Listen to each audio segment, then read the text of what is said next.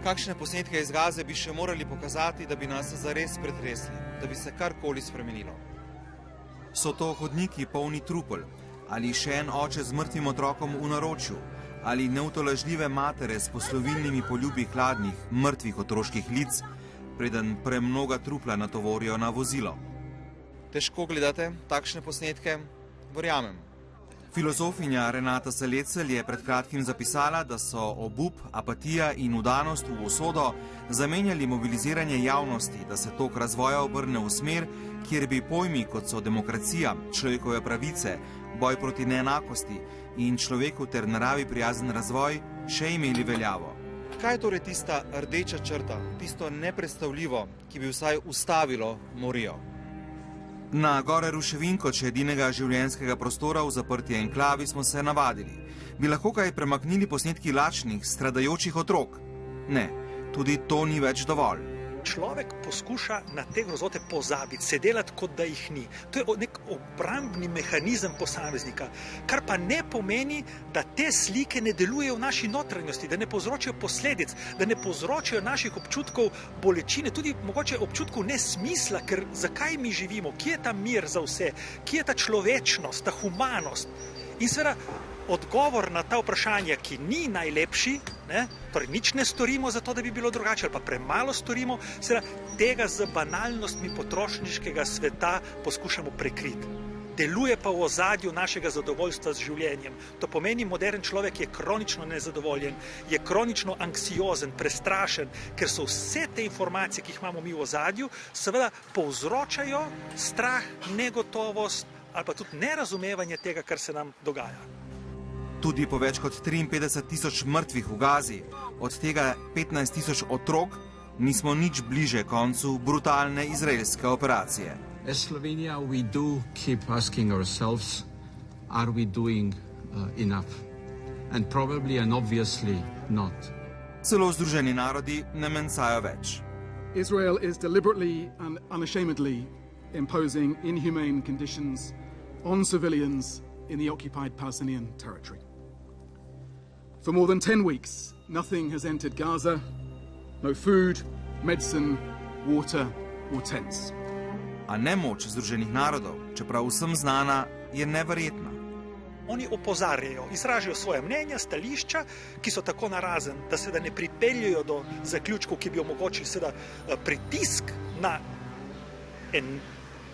niti ne morem reči narod, ki to ne počne narod, na naslednjega voditelja, ki si je odločil za nek vojaški poseg, ki presega vse meje dobrega okusa. To kaže na to splošno nemoč svetovne družbe, da bi ključne izzive današnjega sveta ne zgolj naslovili, ampak jih tudi začeli reševati. Lakota je novo izraelsko orožje zoper palestinsko skrajno gibanje Hamas, ki da bi zlorabilo mednarodno pomoč. In zato je nadaljnje stiskanje Palestincev za Izrael in njegove podpornike upravičeno. Niti besede Božjega odposlanca nimajo več nobenega vpliva.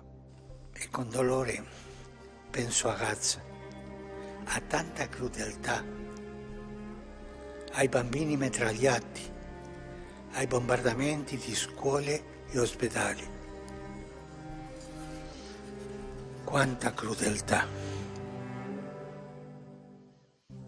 Papež Frančišek je naročil, da po smrti njegov za nujno pomoč preurejeni papamobil pošljejo v Gazo, kjer, kot je zapisal delov kolumnist Janez Markeš, ob divjanju novega izraelskega fašizma umirajo mali ljudje, ženske in otroci, kjer se odvija novi holokavst. Kolektivna kazen za sicer grozovit Hamasov teroristični napad 7. oktobra 2023. Hamas še vedno zadržuje več kot 50 talcev.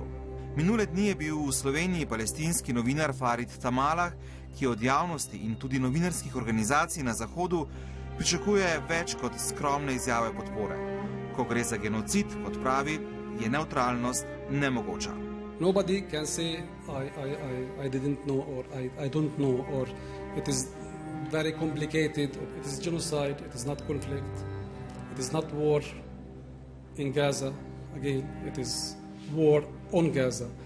As a humans, we should be not neutral when it comes to oppression.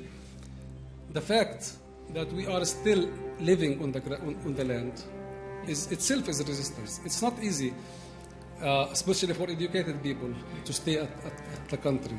Slovenija je bila v varnostnem svetu jasna. Stradanje civilnega prebivalstva je vojni zločin. 2 million people are heading into famine. 500,000 are already starving right now as we speak. A rock bottom of humanity and dignity have been reached. A izraelski zunanji minister niti ne pomežikne, ko vztraja. There is no famine in Gaza Strip. It is simply not true. Poleg blokade humanitarne pomoči, izraelski premijer Netanjahu načrtuje stopnjevanje vojaške operacije. Zaradi narcisistične osebnostne strukture doživljajo nekateri voditelji libidinalno ugodje ob trpljenju drugih ljudi in pa ob izražanju svoje absolutne moči, ki je v bistvu v resnici njihova nemoč. Ampak občutek vojaške, politične, gospodarske, finančne moči jim daje en občutek patološkega zadovoljstva, ki seveda pomeni, da teh problemov na pravi način nikoli ne bodo rešili, ker se hranijo z njimi. Kakšne so razmere v Gazi, smo vprašali tudi direktorja slovenskega UNICEF-a. Torej, pogovarjal sem se s kolegi, ki so bili na terenu v Gazi in povedali so mi, da otroci v Gazi že umirajo zaradi stradanja. Več kot 70,000 otrok ogroža akutna podhranjenost, kar pomeni, da lahko umrejo zaradi pomanjkanja hrane in tudi bodo, če ne bomo takoj omogočili ponovno dostopa pomoči v Gazo. Več kot 2 meseca niti ena sama pošiljka pomoči ni vstopila v Gazo. Niti ena.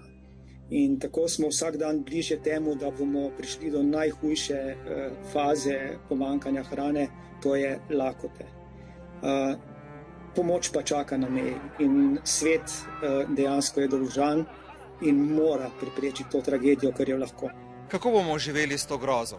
Tudi ko bo utihnilo orožje, se mora ne bo končala. Zato rabimo v družbi tiste posameznike, tiste organizacije, ki v bistvu kljub temu, da gledamo te dogodke že toliko časa, skrbijo, da ne potonejo v samoumevnost. In ko bo nekega dne izbruhnil srd, ga bomo razumeli? Politiki bodo seveda presenečeni, ko se bo to zgodilo in bo rekli, da niso česa takega pričakovali, zato ker ne razumejo, kaj se v resnici dogaja, in zaradi tega, ker se hočejo rešiti vse odgovornosti, ki nastane iz tega, da ne rešujejo teh problemov, o katerih danes govorimo.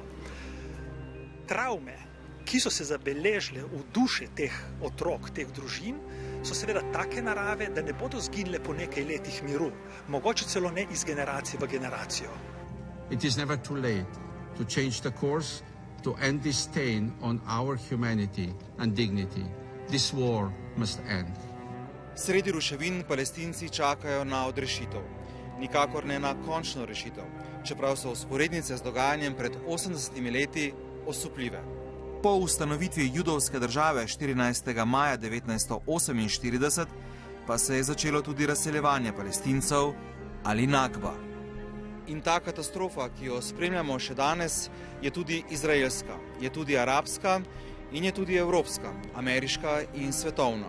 Tudi ker je tako kričeče in krvavo nečloveška.